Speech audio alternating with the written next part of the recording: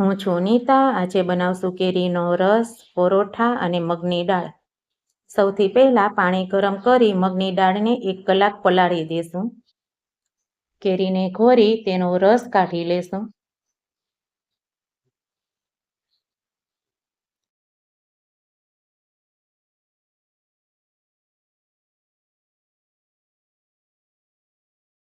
હવે તેને બ્લેન્ડરથી એકદમ સ્મૂથ પેસ્ટ બનાવી લેશું. રસ આપણો જાડો છે તો તેમાં બરફ એડ કરશું, જેથી રસ આપણો ઠંડો અને પાતળો બંને થઈ જાય.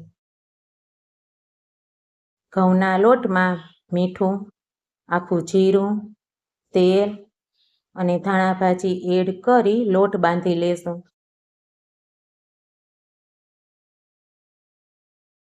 તેના પર 1 ચમચી તેલ એડ કરી 2 મિનિટ મસળી લેશું.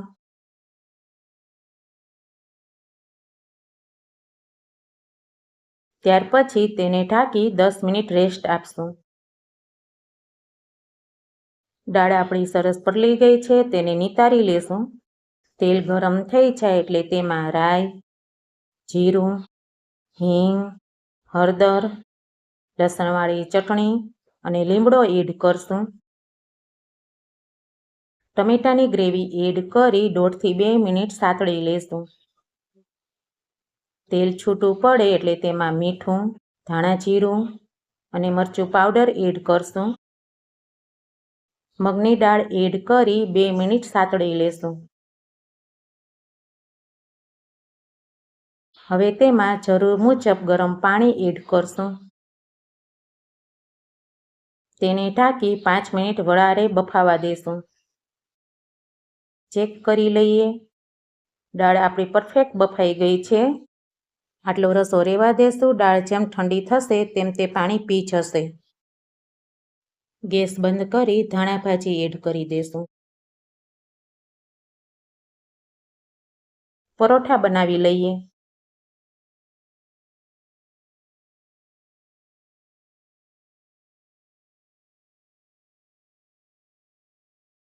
મેં અહીં પરોઠાને શેકવા તેલનો ઉપયોગ કર્યો છે. તમે બટરનો ઉપયોગ પણ કરી શકો છો.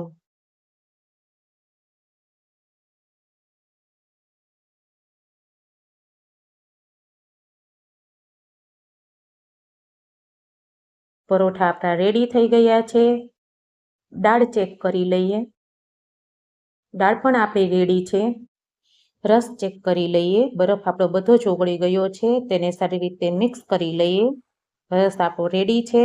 સર્વ કરી લઈએ.